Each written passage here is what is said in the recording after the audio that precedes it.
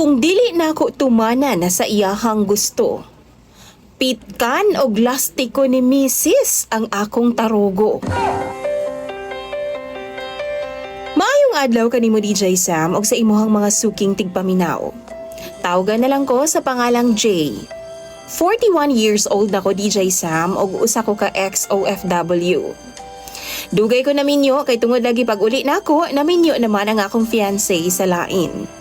Samtang na ako sa abroad, naapod siya'y kairing-iring nga lain dinhi sa Pilipinas.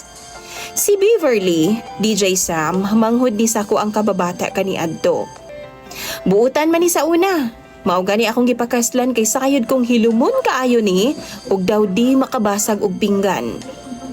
Nagpakasalming duha ni Beverly DJ Sam sa milabayng tuig lang. Tungod 22 years old pa siya, ako jud ang naga-adjust permi sa amua. Kay lagi, bata pa man siya DJ Sam. Wa pa mi anak ug wa pa sab siya gipalad nga mabuntis. Ug wa man pud mi magdali DJ Sam. Wa na ko mibalik pa sa abroad, human ako naminyo DJ Sam kay mas gipili na ako nga dinhi na lang sa ako sa amua. Tabang na lang pud sa among gamay nga babuyan. DJ Sam, Disney princess ni, si Beverly sa daga pa. Tungod bunso man siya, tanan niyang gusto ginahatag jud sa iyang pamilya. Aware ko ana DJ Sam, kay giing na naman po daan na sa iyang ginikanan. 1 month after sa among kasal, nihangyo siya nako og iPhone 15. Wa na ko siya matagan DJ Sam, kay naa pa man siya iPhone 14. Para nako dili na practical. Pagkatug namo DJ Sam, naghinahinay na siya abli sa shorts nako.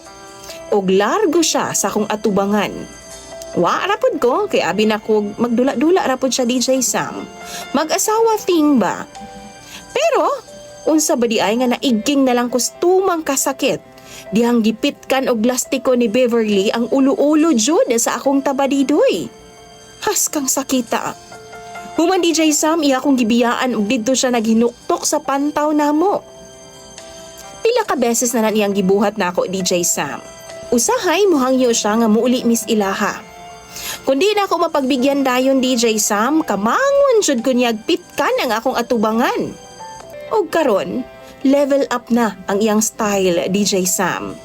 Kay dili na lang pitkan og lastiko DJ Sam, kundi paakon pa niyag taman ang akong tabadidoy. Niadtong miaging gabi ilang tungod lagi sa lalis namo anang adlawan. Samtang natug ko DJ Sam, nahinanok ko. Gipaak niya ang akong tabadidoy ug nagdugo in tawon. Hasta yung sakita DJ Sam. Karon, na-feel pa nako ang kahapdo sa sud. Kung 1 week ni nga dili mawala ang kasakit DJ Sam, ako na gyuding ipa-check up. Pero DJ Sam, kining akong asawa, nahadlok naman noon kung makipagdug niya kay basin mo mata ko aning putol na ang akong binuhi. Kay lagi, wa may perpekto nga sitwasyon. Naaman jud na ilalis DJ Sam ang mag-asawa. Mao nang unsa may akong buhaton niya. Tambagi daw ko ninyo please lang. Imong follower DJ Sam, J.